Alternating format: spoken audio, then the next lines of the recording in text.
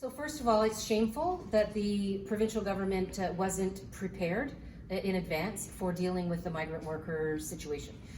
That's not the case in other provinces. Other provinces were prepared. They did a better job. They made sure that people who were coming to work on the farms were isolating in advance, that there were protocols in place for positive testing and then for isolation that's required. Our government, Mr. Ford, basically told people if they're symptomatic, or rather asymptomatic, then they can go back to work, regardless if they tested positive.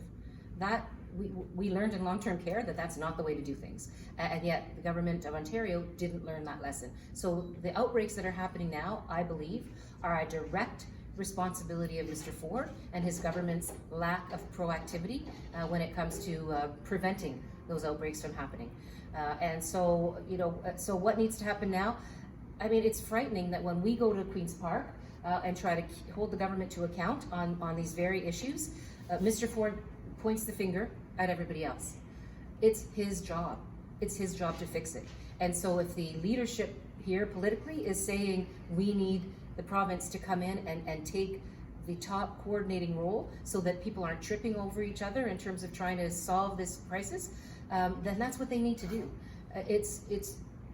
It's horrifying, I think, for everyone to acknowledge that the government wasn't proactive and much of what's happening could have been prevented.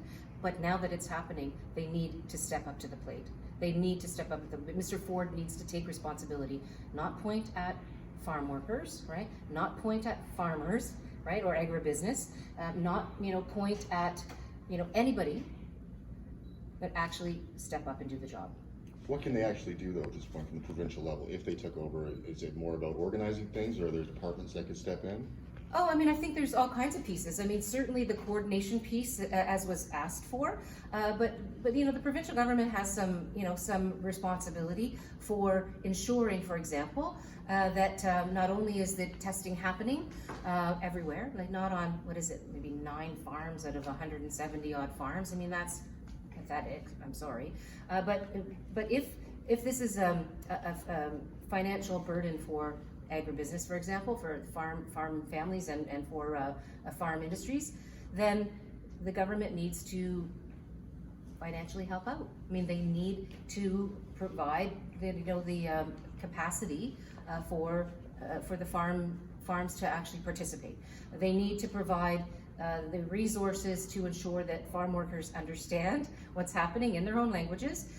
They need to provide the extra space for isolation, for example. They need to make sure that farm workers who are worried not only about making sure they have enough, that they're actually making money, like they're earning the wages that they should be earning, that they want to send back to their families, but also that they're provided the supports that they need to socially isolate. Do you know what I mean? And so there's just so many pieces, and they're all of this is falling through the cracks. I mean, all of this is kind of unfolding without any attention whatsoever from the provincial government. So I think there's lots of places that the provincial government should have and still can, engage to ensure that we get the folks tested, that we find the places for them to isolate, that we feed them while they're isolating, and that we are ensuring that they have, both the farmers and the workers have the